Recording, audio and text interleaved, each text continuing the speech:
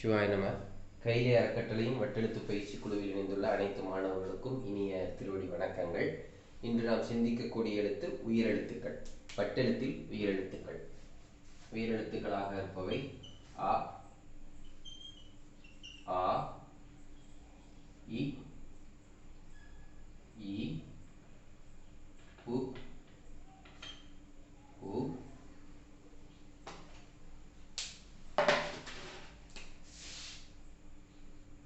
ஏ, ஏ, ஐ, ஓ, ஓ. 6, 5, 11 எழுத்துக்கள். அவு இல்லையா அப்படின்னா அவு வட்டெழுத்துல கிடையாது, தமிழிலி கிடையாது. அதுக்கப்புறம் பின்னாடி வந்த தமிழ்ல தான் அவு அப்படிங்கிறது இருக்கு. அதனால இந்த எழுத்துக்களை நம்ம பார்க்க போறோம். வட்டெழுத்துக்கள் என்பதே வட்டமாக எழுத வேண்டிய எழுத்துக்கள். அதனால இந்த வட்டெழுத்து எழுதும்போது ஸ்லைடிங் நேரா எழுதுறது தவறு.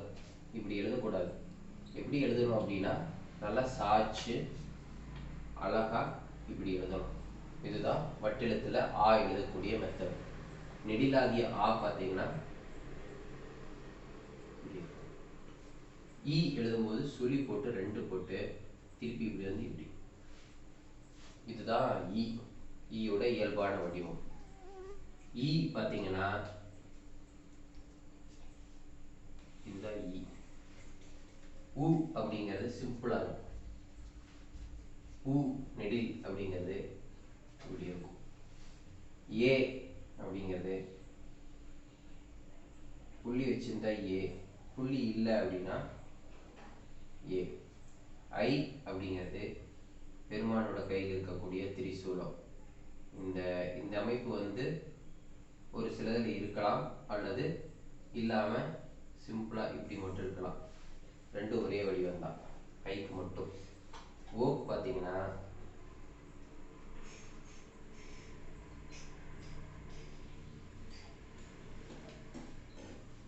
நடுவில் புள்ளி இருந்துச்சுன்னா குறில் ஒகரம், நடுவில் புள்ளி இல்லைன்னா நெடில் ஓகாரம். இதுதான் இயல்பான தமிழ் வட்டெழுத்துடைய வடிவங்கள். இதுல எந்தெந்த எழுத்துக்கு மாறுபட்ட வடிவங்கள் கிடைக்குது அப்படிங்கிறதையும் நம்ம தெரிஞ்சு வச்சுக்கணும். அது தெரிஞ்சுட்டா தான் எழுத்துக்களுடைய வடிவம் தெரியும். இந்த ஊ பார்த்தீங்கன்னா மன்னிக்கணும், ஈ பார்த்தீங்கன்னா இப்படி கிடைக்குது, இப்படியும் கிடைக்குது, இப்படி கிடைக்குது. இந்த 3 வடிவங்கள்ல ஈ கிடைக்குது. ஆனா நம்ம பயிற்சிக்கு எடுத்திருக்கக்கூடிய வடிவம் இது. ஏன்னா நம்ம ஆல்ரெடி முன்னமே சொன்ன மாதிரி அதிகப்படியான எழுத்துக்கள் எது கல்வெட்டில் கிடைச்சிருக்கோ அதைத்தான் நம்ம குழு பயிற்சிக்கு எடுத்துக்கிறோம். அதனால இந்த வடிவத்தை நம்ம பயிற்சிக்கு எடுத்துக்கிறோம். இந்த மாதிரி எழுத்துக்கள் இருந்தாலும் அதுவும் ஈ அப்படிங்கிறத நீங்க எழுதிக்கணும். ஏவோட வடிவங்கள் காமனா, அதாவது 2 ஈக்குவலா இருக்கிற மாதிரி கிடைக்குது, இப்படியும் கிடைக்குது, ஒரு சில இடங்கள்ல இப்படியும் கிடைக்குது. இந்த 3 வடிவங்கள் நமக்கு கிடைச்சாலும் நம்ம பயிற்சிக்கு எடுத்திருக்கக்கூடிய வடிவம் இந்த வடிவம்.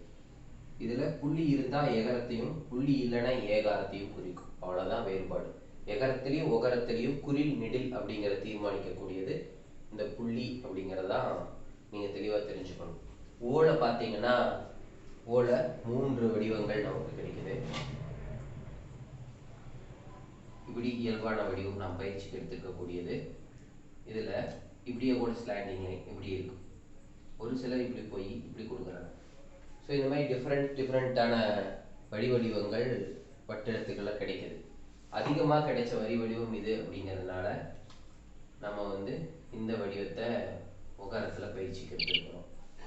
இதுதான் இன்றைய வகுப்பில் நாம் சிந்தித்த எழுத்துக்களை எவ்வாறு எழுத வேண்டும் என்ற ஒரு தகவல். ஆன்லைன் வகுப்பில் தொடர்ந்து இருந்தீங்கன்னா நிறைய கூடுதல் தகவல் தெரிஞ்சுக்கலாம். பல்வேறு காரணங்களால் வர முடியாதவர்களுக்காக இந்த வீடியோ குழுவில் பகிரப்படுகிறது. இது இயல்பான வடிவங்கள். இது எல்லாரும் ஒரு முறை உங்களுடைய நோட்ல எழுதிட்டு அதுக்கப்புறம் பாடத்திட்டங்களை எழுதுறதுக்கு ஆரம்பிங்க. சாய்ச்சி வட்டமா அழகா எழுதணும். அதுதான் வட்டெழுத்து. புரிதலுக்கும் ஒத்துழைப்புக்கும் நன்றி. திருவடி வணக்கம்.